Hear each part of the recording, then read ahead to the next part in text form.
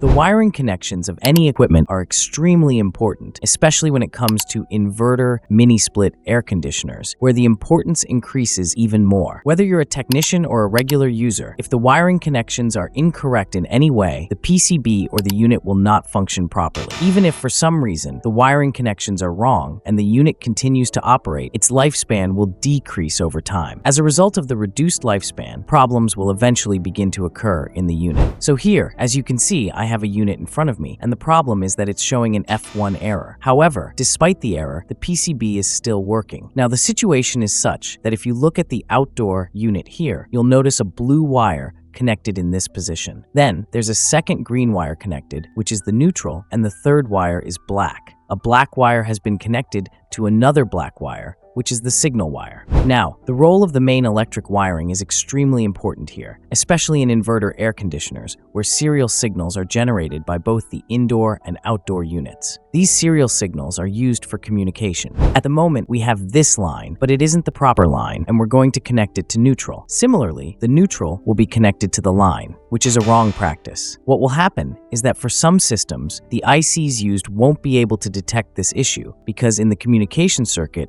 this has a significant impact. If this connection is reversed, the proper signal will stop being generated. Even if signals are generated, the system will continue to work under stress, and after some time, the unit will definitely show a communication error. This unit is in front of me, and when I opened it, I realized what kind of mistakes any technician might make. Now, the first mistake that happens right from the start is with the main line. What will happen is that if you reverse the system here as well, like connecting the neutral in place of the line and the line in place of the neutral, it becomes a serious problem. There are many switches available in the market, and I'll show you by opening one of these switches to demonstrate where the mistake lies. Now that I've opened it, you can see that the blue wire is commonly used for neutral, and the brown wire is typically used for the line. Now, the startup itself has gone wrong here, but if for any reason the socket has the line coming from the right side and the neutral on the left side, then this position is correct and there's no problem. In that case, you can install it according to your situation. Now,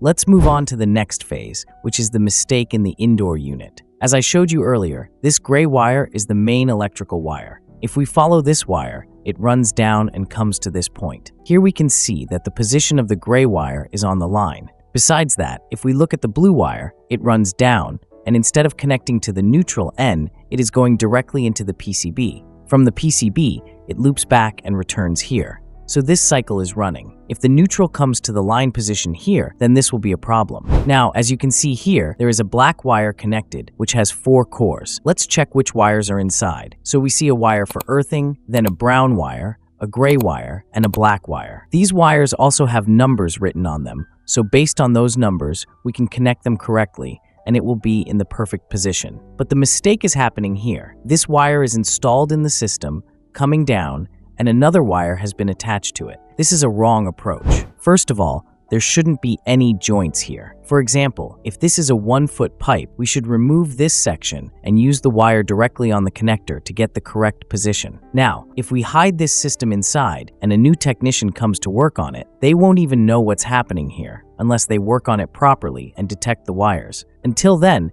they won't be able to tell where each wire is going. This is a bad practice. Now, you need to listen to this information very carefully, because if you want your expensive unit to function properly and maintain all necessary safety precautions, you must pay attention. A small mistake can lead to significant damage. Therefore, this responsibility lies primarily with the technicians who are doing the installation. However, the biggest responsibility is on the owner, as they must ensure that everything is being installed correctly. If you notice that there's a lot of force being applied, or too many connections are being made, especially with the wires, then it's crucial to ensure that a single continuous wire is installed. This significantly reduces the chances of damage. Similarly, when the pipe is installed, if it's properly brazed, that is the best approach. The purpose of making this video is to raise awareness so that these common mistakes can be minimized. Click on the left or right thumbnail to watch our next videos, and subscribe. Thank you.